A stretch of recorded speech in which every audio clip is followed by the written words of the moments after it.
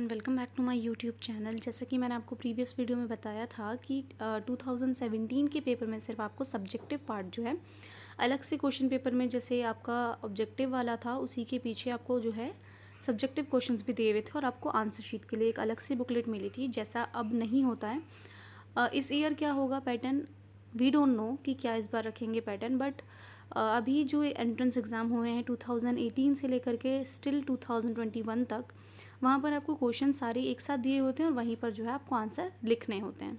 तो यहाँ पर देखिए ये जो क्वेश्चंस हैं इससे आपको आइडिया मिल जाएगा कि किस टाइप के क्वेश्चंस आते हैं। उसके अलावा मैं आपको और भी जो है आइडिया दे दूँगी कि किस टाइप के क्वेश्चंस लास्ट ईयर आए थे, बिकॉज ऑफ कि मेरे को पता है लास्ट ईयर किस टाइप के क्वेश्चन पूछे गए थे। जो स्टूडेंट्स हैं उनका रिव्यू हमें पता है कि किस टाइप के क्वेश्चन आए थे और उन्होंने जो जैसा बताया था उस हिसाब से जो क्वेश्चंस थे वो भी मैं आपके साथ शेयर करूंगी, ठीक है। तो यहाँ पे 2017 में जो है किस टाइप के क्वेश्चन आए थे वो देखते हैं। पार्ट बी में सब्जेक्टिव पार्ट है जिसके लिए आप सबसे ज़्यादा परेशान रहते हैं। सब्जेक्टिव पार्ट टोटल आपका 60 मार्क्स का होता है, जिसमें आपकी नेगेटिव मार्किंग नहीं होती है। सिलेबस वाली जो वीडियो थी, डिटेल वीडियो, उसमें मैंने ये सारी चीज़ें क्लियर कर रखी हैं और अगर आपने वो वीडियो नहीं देखी है तो प्लीज़ जाकर एक बार देख लीजिएगा। वहाँ से आपकी सिलेबस के रिलेटेड कॉन्सेप्ट क्लियरिटी और भी ज़्यादा हो जाएगी। यहाँ पर देखिए आपको ऑलरेडी यहाँ पर इम्पॉर्टेंट नोट दिया हुआ है। एग्ज़ाम में हड़बड़ी नहीं करिएगा बिल्कुल भी।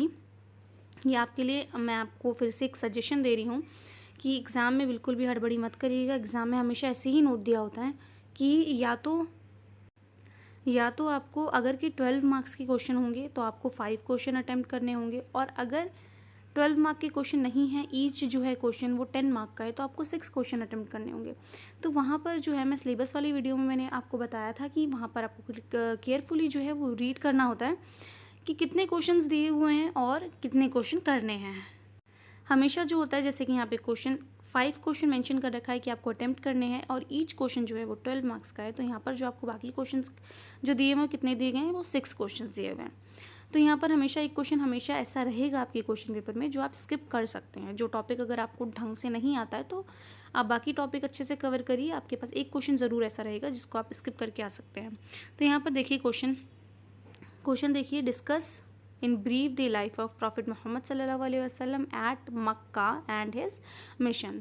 तो basically prophet life at Mecca हम कर चुके हैं कवर ऑलरेडी, काफ़ी पहले हमने जो है ये कवर कर लिया था प्रॉफिट लाइफ एट मक्का। तो यहाँ पर उसी के रिगार्डिंग क्वेश्चन है कि आपको ब्रीफ में बताना है प्रॉफिट हमारे नबी की मक्की ज़िंदगी के बारे में बताना है कि बेसिकली मक्का में जो है हमारे नबी की लाइफ कैसी रही थी। तो जैसे कि मैंने आपको नोट्स दिए थे बिल्कुल वैसे ही आपको लिखना है और उनका मक्का में मिशन क्या था।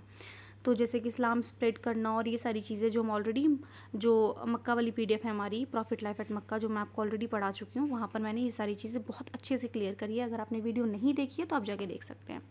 तो यहाँ पर जो है आपका पहला क्वेश्चन ही यही था, और मक्का और मदीना के रिलेटेड जो है हमारी नबी की ज़िंदगी ज़रूर पूछी जाती है, या फिर प्रॉफिट लाइफ एट मक्का जैसे यहाँ पे पूछ लिया गया है, कितनी बार प्रॉफिट लाइफ एट मदीना पूछ लिया जाता है। तो ये जो क्वेश्चन है ये एक तरह का कंपलसरी क्वेश्चन है जो ज़रूर से पूछा जाता है हर बार।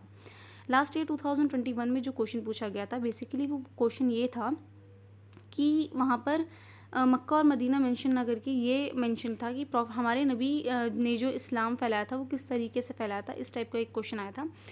तो बेसिकली आपको हर तरीके से तैयार रहना है और मैंने वहाँ पर जितनी भी कॉन्सेप्ट क्लैरिटी करी है, आप ये वाला क्वेश्चन तो बिल्कुल भी छोड़कर मत आइएगा।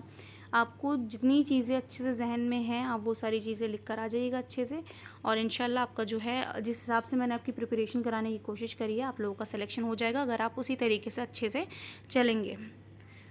और यहाँ पर देखिए नेक्स्ट क्वेश्चन क्या है, right in brief an essay on the pillar of Islam. ये वाला टॉपिक भी हम ऑलरेडी कवर कर चुके हैं कि 5 पिलर्स ऑफ इस्लाम होते हैं, क्या क्या होते हैं। तो ये सारी चीज़ें हम ये वाला टॉपिक भी ऑलरेडी कवर कर चुके हैं। सिलेबस के अकॉर्डिंग ही आता है सब कुछ, कुछ भी सिलेबस के आउट ऑफ सिलेबस जो होता है वो नहीं आता है। तो सिलेबस के अकॉर्डिंग सारे टॉपिक हमारे कवर हो चुके हैं ऑलरेडी, और आपको अच्छे से अब जितना भी आता है, जितना भी आपने अब तक लर्न करना है, उन सारी चीज़ों पर आपको कमांड करनी है अब। फिर यहाँ पर क्या है, पिलर ऑफ इस्लाम में जितनी भी चीज़ें मैंने आपको बताई थी आपको उसी तरीके से मेंशन करना है अलग से जैसे हेडिंग डाल करके फिर डॉट डालेंगे आप, उसके बाद उस चीज़ के बारे में लिखेंगे। 5 पिलर ऑफ इस्लाम होते हैं। अब तक आपको आई थिंक याद हो गया होगा कि 5 पिलर ऑफ इस्लाम में कौन कौन सी चीज़ें आती हैं और उसी के बारे में आपको यहाँ पर लिखना है। नेक्स्ट क्वेश्चन है आपका question number 3, discuss the rights of parents in Islam. So basically ये वाला जो क्वेश्चन है ये इसीलिए दिया है यहाँ पर क्योंकि आप इसको इनमें से जो है ये सारा जो टॉपिक है, देखिए कंपाइलेशन ऑफ कुरान और what do you mean by hadith and importance in Islam, tasawwuf and its importance, तो ये सारे टॉपिक जो है वो सिलेबस में मेंशन है। But rights of parents of in Islam ये सिलेबस में मेंशन नहीं है आपके। अगर आपने सिलेबस देखा होगा, अगर आपने नहीं भी देखा है तो आप मेरे चैनल पे जो वीडियो वो जाके देख सकते हैं, तो वहाँ पर आपको दिखेगा टॉपिक जो है prophet life at Mecca and Medina, pillars of Islam है, कुरान कंपाइलेशन ऑफ कुरान है, हदीस है, तसव्वुफ है, इस्लाम इन इंडियन सब कॉन्टिनेंट है। ये सारे टॉपिक जो हैं आपको ऑलरेडी टॉपिक मेंशन किए गए हैं स्पेसिफिक सिलेबस में। But rights of parents in Islam ये वाला टॉपिक कहीं भी मेंशन नहीं है सिलेबस में। तो यहाँ पर जो है ये वाला टॉपिक भी हम कवर करेंगे। Right of parents in Islam and rights of neighbours भी कितनी बार पूछ लिया जाता है कि नेबर्स के क्या राइट्स हैं इस्लाम में, जो कि नेबर्स के बहुत ज़्यादा राइट्स हैं इस्लाम में। तो एक टाइम ऐसा भी आया था जब सहाबियों को ये डर लगने लगा था कि कहीं नेबर्स को जो है हमारे नबी ये फरमान ना दे दें कि नेबर्स का राइट जो है वो प्रॉपर्टी में भी होगा। तो यहाँ तक कि इतना ज़्यादा राइट है नेबर्स का इस्लाम में कि ये भी डर सताने लगा था एक टाइम पर आकर जो है सहाबियों को। अगर कि आप कुछ अच्छा बना रहे हैं और आपके नेबर की जो है नेबर ने उस चीज़ की खुशबू स्मेल करी और उसका खाने का दिल कर गया और आपने उसे नहीं दिया, तो उस पर भी आपको गुनाह है। तो इस्लाम में जो है जब हम राइट्स ऑफ नेबर्स डिस्कस करेंगे तो वहाँ पर मैं आपको समझाऊंगी कि इस्लाम में नेबर्स का कितना ज़्यादा राइट है। यहाँ पर जो है राइट्स ऑफ पेरेंट्स के बाद पूछ लिया गया, कितनी बार राइट्स ऑफ नेबर पूछ लिया जाता है, तो ये दोनों टॉपिक हम कवर कर लेंगे, ठीक है।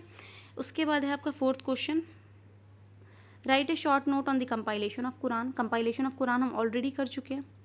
सारी चीज़ें जो है कुरान कैसे कंपाइल हुआ था, कंपाइलेशन ऑफ कुरान हज़रत अबू बकर रज़ियल्लाहु तआला अन्हु वाले में भी हमने टॉपिक पढ़ा था और हज़रत उस्मान रज़ियल्लाहु तआला अन्हु वाले में भी ये टॉपिक हमने पढ़ा था। तो यहाँ पर एक स्पेसिफिक क्वेश्चन पूछ लिया गया है कि कंपाइलेशन ऑफ कुरान किस तरीके से हुई थी। अगर कि आपने दोनों टॉपिक अच्छे से करे होंगे तो आपको पता होगा कि आपको किस तरीके से आंसर को फ्रेम करना है। आपको जो है हज़रत अबू बकर रज़ियल्लाहु तआला अन्हु ने किस तरीके से शुरुआत की थी, वहाँ से आपको शुरुआत करना होगा यहाँ पर आंसर में।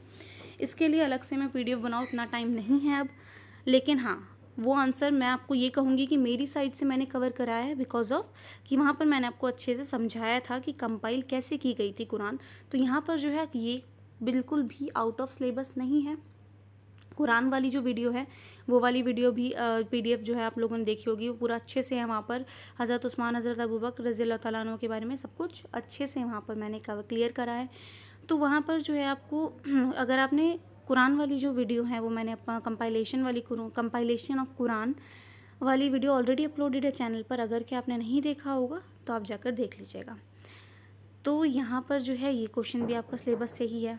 सिलेबस से जैसा कि मैंने कहा सिर्फ सिलेबस में ये वाला टॉपिक मेंशन नहीं है राइट्स वाला, बाकी सारे टॉपिक जो ऑलरेडी मेंशन है सिलेबस में। फिर है आपका fifth question, what do you mean by हदीस, discuss it's importance in Islam. तो यहाँ पर हदीस एंड इट्स सिग्निफिकेंस वाला जो टॉपिक करा था वहाँ से क्वेश्चन है, आपको अच्छे से पढ़कर जाने हैं सारे टॉपिक। तो यहाँ पर पूछ लिया गया कि हदीस का मीनिंग क्या होता है और इम्पॉर्टेंस क्या होती है इस्लाम में हदीस की। तो आपको ये अच्छे से लिखना है, सारी चीज़ें हम ऑलरेडी कवर कर चुके हैं। फिर आपका सिक्स्थ क्वेश्चन है, define tasawwuf and its importance in Islam. तो ये वाला टॉपिक भी हम ऑलरेडी कवर कर चुके हैं कि तसव्वुफ को डिफ़ाइन करिए और इसकी इम्पॉर्टेंस क्या है इस्लाम में, आप ये बताइए।